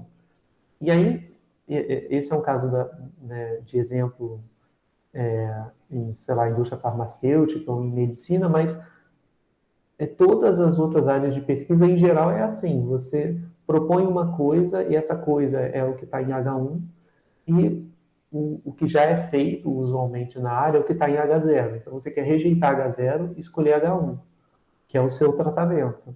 Para você escolher H1, o p-valor tem que dar baixo. Então, por isso que a gente fala que as pessoas, quando fazem os testes, elas ficam torcendo para que o p-valor dê baixo na hora de fazer a conta, para concluir que, ufa, o que eu estou propondo está fazendo alguma diferença, né? Então, assim, nesse caso, é só para explicar que não é tanto um linear, assim, de 5%, mas você vai observar se o p-valor é baixo, né? E aí, você reporta o resultado no final. Se você chegar a isso aqui, por exemplo, um p-valor de 6,4%, isso daí eu acho que indicaria que, interpretando, né, não de forma binária, né, rejeita ou não rejeita, eu indicaria que existe talvez algum grau de evidência, né, favorável a H1, mas que de repente precisaria de mais testes para tirar isso a limpo, de repente fazer mais replicações do experimento, testar, de repente outros pesquisadores fazerem o mesmo tipo de procedimento e ver o que eles observam. Então eu acho que tudo varia numa linha meio que num contínuo, em que quanto menor o p-valor, mais certeza você tem que rejeitar. E se ele é baixo, mas não tão baixo assim, de repente é um indicativo de que vale a pena investigar mais a fundo aquele procedimento, né? Ou outros pesquisadores tentarem replicar para ver o que acontece, e assim sucessivamente, né? Para ver quais são as conclusões. Tudo bem? Beleza. Em termos de questão, pessoal, eu sempre vou dizer, tá? Um nível de significância. Assim, tipo, você fizer o teste, pedir, qual é a conclusão do teste? Rejeita ou não rejeita? Eu vou sempre dizer, rejeita ou não rejeita ao nível de significância tanto. Aí não, aí tem que comparar certinho, para ver se o valor está menor do que aquele nível de significância, tá? Mas na prática, o que acontece é isso. Você reporta o p-valor e aí tira a conclusão a partir disso. Deixa eu voltar e tirar o zoom de novo. Mas ficou alguma dúvida a mais, pessoal? Deu para entender mais ou menos o teste? Como funciona? Espero que, assim, facilite, né, quando vocês forem ver isso lá na... Eu também nem sei se vocês veem essa matéria antes de ver estatística. Como é que é na grade de vocês? Não sei se lembram se eu estou explicando um negócio que vocês já fizeram 30 vezes. Eu já fiz, né? Só que eu fiz errado. Você A fez errado? Como assim? estatística é no segundo período. E evolução é no terceiro ou quarto, alguma coisa assim. Aí eu fiz Entendi. evolução antes de estatística. Mas via isso aqui, esse teste? Via, mas eu não lembro muito, não. Assim, a gente vê muito. Mas Tá. passa o tempo, a gente vai esquecendo, né? Tem que dar uma revisada para lembrar. Sei como é. Faz parte. Bom, mas era isso, pessoal. Espero que tenha ficado mais claro e tenha dado para contextualizar com alguma coisa que vocês veem aí nas matérias. Deixa eu ver o que mais a gente tem para falar. Deixa eu dar uma olhadinha no calendário. Bom, então a gente ainda tem o restinho da aula de hoje e a semana que vem. Aí na semana que vem eu, de repente, vou fazendo exercício com vocês. Deixo a lista lá no AVA e faço exercício, tá? Comparação de médias. Comparação de médias era legal de falar. Mas eu acho que vai ficar muito corrido. Essa parte ela é mais densa. Deixa eu ver o que eu tenho aqui para ver se dá para pelo menos introduzir o assunto com vocês. Aí eu não cobro na prova, mas...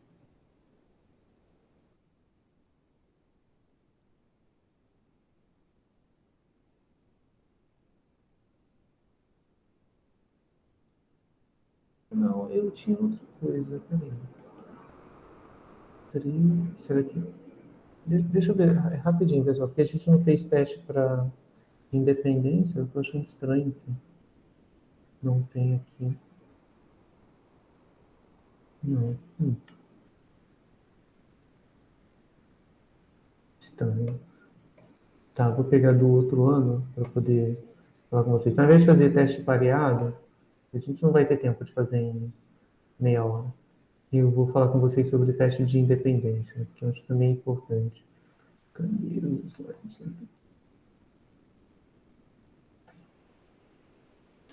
Deve ser... Não.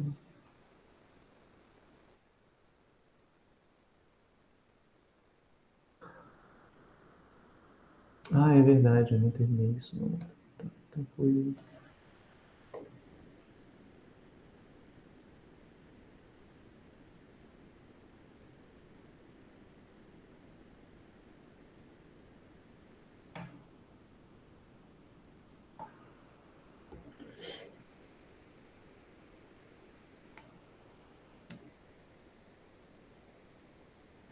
Isso, é isso mesmo. Então, pessoal, eu vou só fazer uma introdução, tá? Em teste de hipótese para independência, que é para a gente ver se uma variável é independente da outra. E aí eu não vou cobrar de vocês em prova, porque vai ser muito rápido, porque a gente só tem menos de meia hora. Mas é interessante saber desse teste de hipótese também. Então vamos lá. E aí nas aulas da semana que vem a gente pode fazer exercício. Bom, então a gente vai ver um outro caso do teste aqui quadrado, voltado para a identificação de independência entre, ah, entre duas variáveis, tá? Então, como é que funciona? A gente quer testar uma hipótese, e aqui é um exemplo fictício, tá? Que a gente fala no seguinte, né? Que é testar a hipótese de que o gênero e o desempenho profissional sejam variáveis independentes na profissão de contador, digamos, tá? Então, para isso, foram selecionados 220 contadores, sendo 112 homens e 108 mulheres, e aí a gente anotou o desempenho de cada um deles e anotou nessa tabela de contingência aqui. Então, essa tabela é aquela tabela de distribuição conjunta que a gente tinha falado lá atrás. Não sei se vocês vão lembrar. Mas essa tabela, ela mede as frequências de duas variáveis. A primeira, que é o gênero, que está medido aqui, e a segunda, que é o desempenho. Então, aqui são duas variáveis em uma. É como se fosse um x aqui e um y aqui, tá? Então, o que eu quero testar é se x, o H0, é o seguinte. X é independente de y.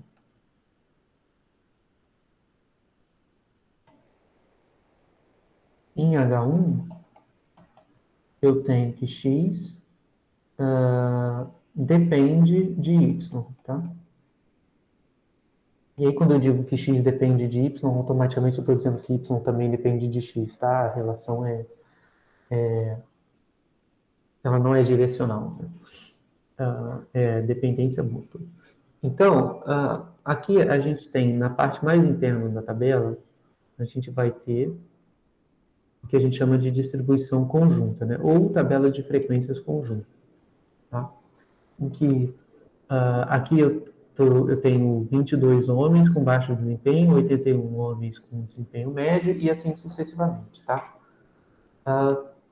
Então, a questão é, eu quero saber se o gênero independe do desempenho, ou seja, se a proporção de pessoas em desempenho baixo, médio e superior é similar na população de homens ou na população de mulheres, tá? Então, pessoal, como é que a gente poderia fazer isso de uma forma inicial, né? Como é que a gente poderia fazer em termos exploratórios, né?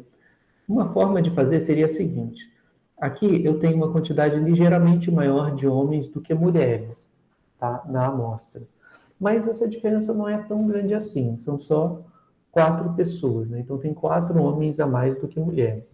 Eu posso comparar a tabela e ver se parece ser muito diferente, né, esses valores. Então eu posso comparar a linha 1 com a linha 2. Se são independentes, né, a distribuição das probabilidades nas linhas vai ser similar para os dois, né? Então, aqui, olha, o que acabou acontecendo é que na distribuição de mulheres, eu tenho mais mulheres com desempenho superior do que com desempenho baixo. Então, essa é uma característica que a gente notou.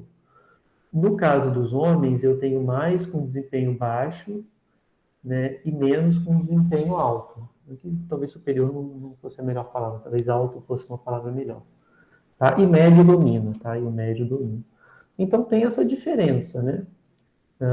Aqui aparece na distribuição das mulheres, no desempenho pelas mulheres, a gente tem mais mulheres com desempenho alto do que com desempenho baixo. E nos homens é o contrário. Então, talvez isso me levasse a crer que a distribuição de X e de Y são dependentes, ou seja, o desempenho é diferente para mulheres do que para homens, né? E no caso, olhando a tabelinha, eu tenderia a acreditar que o desempenho das mulheres é superior ao dos homens. Mas eu preciso reconhecer também, pessoal, que isso aí é aleatório, né? Existe uma aleatoriedade, não quer dizer que é aleatório, mas existe uma aleatoriedade que vai alocar as pessoas nessas classes, que é com respeito ao processo de amostragem, né?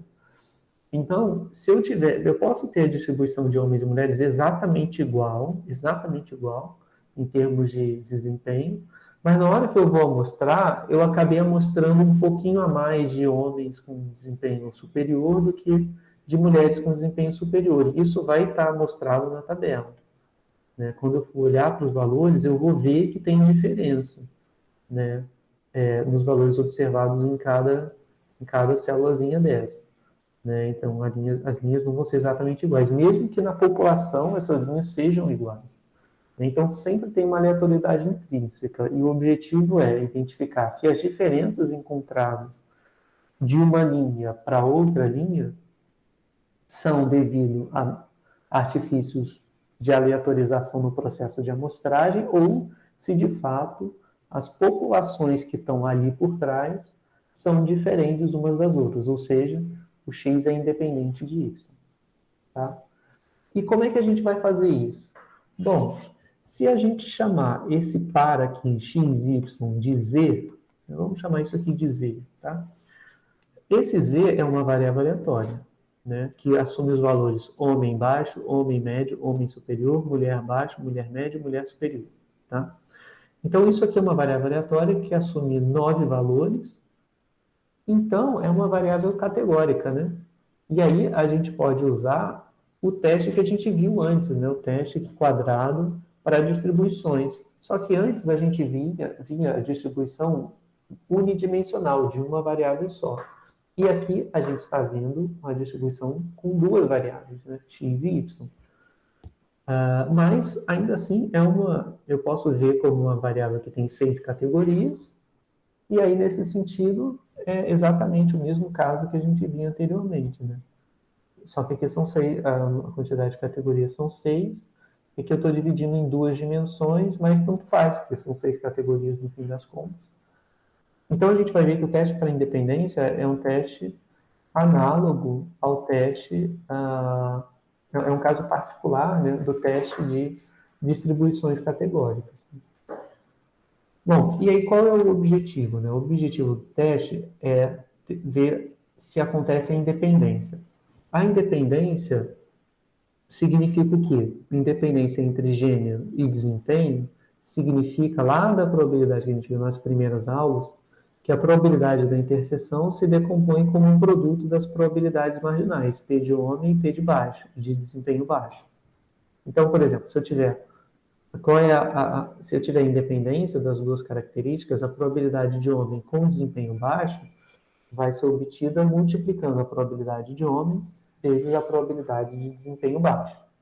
Tá? Então, como é que eu posso checar essas coisas, né? Eu posso fazer o seguinte, eu posso pegar a probabilidade de ser homem, que é 112 dividido por 120, por 220, concorda? Isso aqui é 112 dividido por 220, vezes a probabilidade de desempenho baixo. Qual é a probabilidade de desempenho baixo, marginalmente? Com desempenho baixo, eu tenho 36 numa população de 220. Tá? Então, eu posso fazer isso, né, que é o que está sendo feito aqui embaixo. Então, esse é o cálculo supondo independência entre gênero e desempenho. Então, se eu fizer a conta, eu vou chegar aqui em 8%, se eu tiver feito a conta corretamente. Tá? E agora, eu também posso comparar com essa estimativa da probabilidade da interseção obtida direto da célula da tabela. Então, olha, eu posso fazer também estimar que a probabilidade de homem com desempenho baixo é de 22 num universo de 220 pessoas, né, investigadas. Então, aqui deu 0,1, ou seja, 10%. Ou seja, né, se eu olhar para a distribuição conjunta, eu vou chegar numa estimativa para essa probabilidade de 10%. E se eu for fazer multiplicando as marginais, né, multiplicando as probabilidades dessa com essa, né, eu vou chegar a 8%. Então, aqui eu tenho uma certa disparidade, né? Esse é o cálculo usando a conjunta, e esse aqui é o cálculo usando, fazendo uso da hipótese de independência, que é separando a interseção como produto das marginais.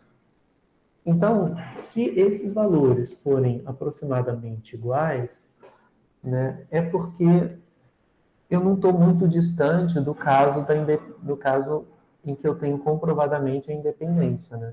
Então, seria um daqueles casos em que eu devo concluir que o que levou a diferenças, né, observadas com respeito ao que eu esperava sobre independência se deve simplesmente à aleatoriedade, porque os valores foram próximos uns dos outros. Então, esse que é o raciocínio. A gente vai comparar, né, a estimativa da probabilidade de cada célula, né, na conjunta com a estimativa dessa probabilidade supondo independência. Então, esse lado direito supõe independência e o lado esquerdo não. Simplesmente olha a tabela do jeito que está e pega lá a célulazinha e calcula a probabilidade. Então, esse é o ponto, né? Mesmo se a gente tiver independência, a gente sempre vai observar a tabela diferente do produto das marginais, sempre, por conta da aleatoriedade, tá? Então, a gente precisa decidir, essa diferença foi pequena ou foi grande? Se foi pequena, então eu não tenho como contestar a hipótese de independência. Se as diferenças forem muito grandes, então é porque as variáveis não devem ser independentes. Então, no caso geral, a gente tem o seguinte, né? O H0 vai ser, as variáveis A e B são independentes, e eu não liguei o meu carregador.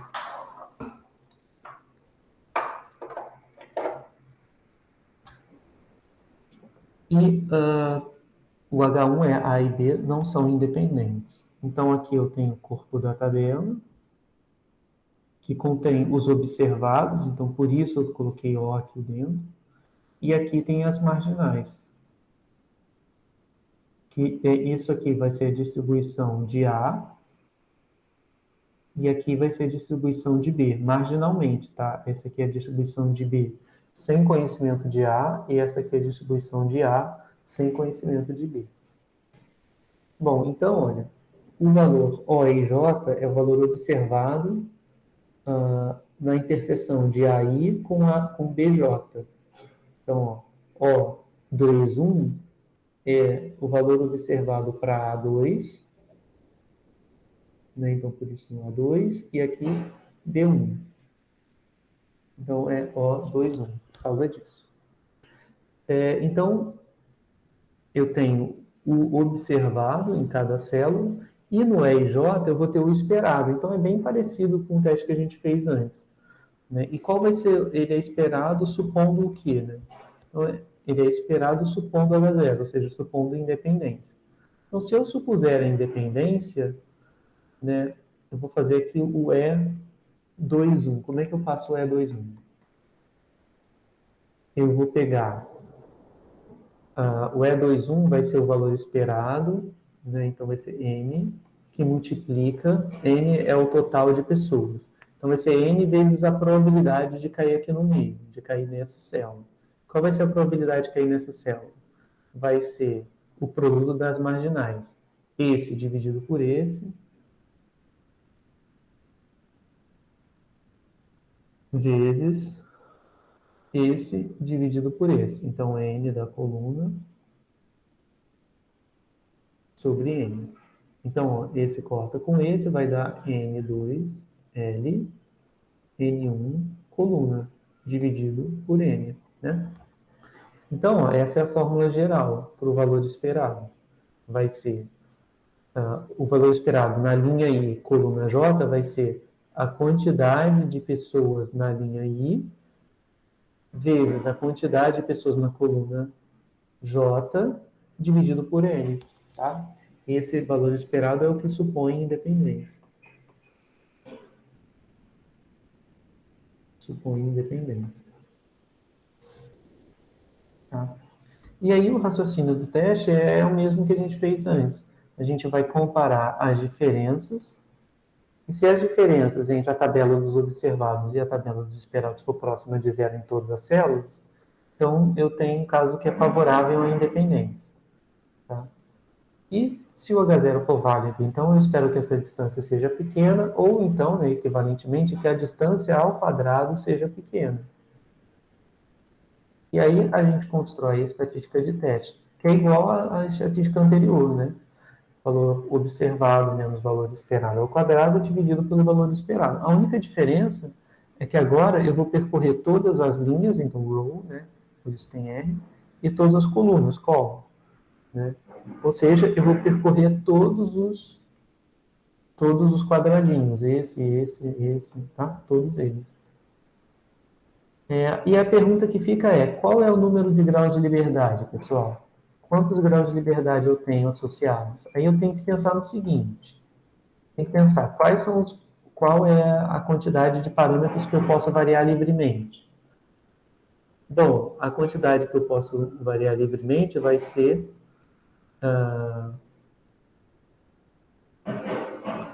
1, 2. Bom, nessa linha 1, né? Essa linha 1, eu só posso colocar os valores O1, O12 até O1S-1. Esse aqui, uma vez que eu chego no OS-1, esse aqui está determinado pelo N, né, que aparece aqui. Então, ele tem um valor fixo, esse também, e esse também. Da mesma forma, quando eu vou olhar nas colunas, acontece a mesma coisa. O último valor, eu não preciso dele, porque só sabendo os N's eu já consigo achar qual que é o valor. E aqui é a mesma coisa, eu não preciso desse último, e essa última coluna vai embora. Então, quantos elementos eu vou ter? Eu vou ter o número de linhas menos 1, vezes o número de colunas menos 1. Então, isso aqui é o número de graus de liberdade. Tá vendo? O número de graus de liberdade é R menos 1 vezes C menos 1. Sob aquele prisma lá de quantos parâmetros estão livres para variar. Mas por que você excluiu o último lá? Não entendi. Esse aqui é pelo mesmo motivo da linha, né? Porque aqui, quando eu fixo a coluna D1, eu estou fixando a distribuição de probabilidade da coluna. Então, ó, se eu voltar para cá, vou pensar essa primeira coluna aqui, que é a coluna do desempenho. Então, essa coluna aqui, que está no baixo, né? Ela, na verdade, reproduz uma distribuição de probabilidade. Essa distribuição de probabilidade é 22 sobre 36, e aqui 14 sobre 36, né? Porque eu estou pegando todo mundo que tem desempenho baixo, e aí eu posso olhar para isso aqui como se fosse uma distribuição de probabilidade. E o que acontece? O que acontece é que eu só preciso desse valor. O valor de baixo já está determinado, porque eles têm que somar 1, né? Então, esse aqui eu não preciso, ele não é um parâmetro livre. É se você fazer, tipo, 1 menos o valor de cima.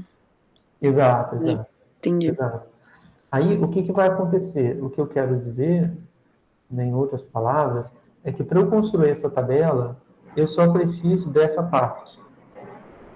Porque aí eu já determino esse, já determino esse, já determino esse, e aí esse último aqui eu também consigo determinar, porque eu determino ou daqui para cá ou daqui para cá. Então, no caso, só tem 2 parâmetros livres.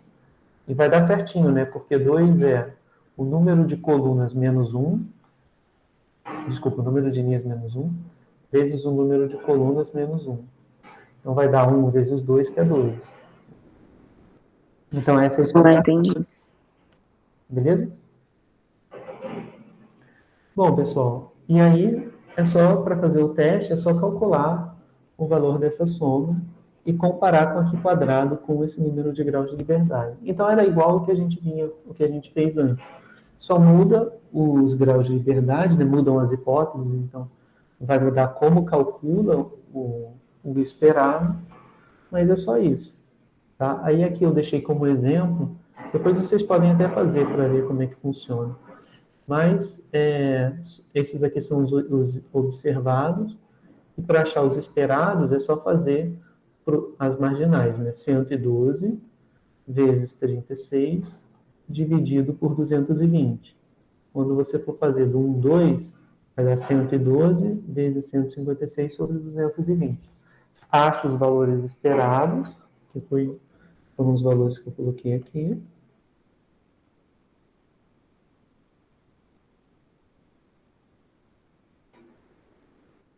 E depois é só fazer a diferença. Ó. Calculei esses valores esperados aqui, 18,33, e eu vou comparar com 22. Comparei com 22 com os 18,33. E assim sucessivamente. O 81 eu comparo com 79,42. Nesse caso, o valor da estatística aqui quadrado deu 5,51. Eu pude fazer todas essas contas. Né? E o valor que define a região crítica é 5,991 para alfa igual a 5. E aí, né, como o valor que eu observei na amostra foi menor que o valor que limita a região crítica, eu não rejeito H0, né, ao nível de 5%. Então, acabo concluindo que as variáveis devem ser independentes, né? Independentes, no caso. Então, não é uma diferença tão alta. Mas é aquela história, né? Está perto de 6%, então também não é um p-valor muito alto. Então, de repente, valeria a pena investigar mais casos, tá? Bom, pessoal, é isso. Acabou ficando meio corrido esse finalzinho, mas é só porque aqui só passar a ideia, né, de como é o teste e dizer que é um caso particular do teste que a gente viu antes, mas veio adaptado para independência também, tá? Bom, e é isso então, pessoal. Eu vou terminar a aula de hoje por agora, porque daqui a pouquinho já dá 10 horas. Vou liberar vocês mais cedo, e aí coloco para vocês lá no AVA, já vou liberar a lista de exercícios de teste de hipótese. Na semana que vem a gente faz exercício, tá? Então, venham aí com as dúvidas ou coisa que vocês não tenham entendido na matéria, e a gente vai fazendo exercício para treinar, tá bom? Para a prova que vai ser na outra semana. Bom, então é isso, pessoal. Um abraço e a gente se vê na semana que vem. Tchau, obrigado pela aula. Tchau, tchau.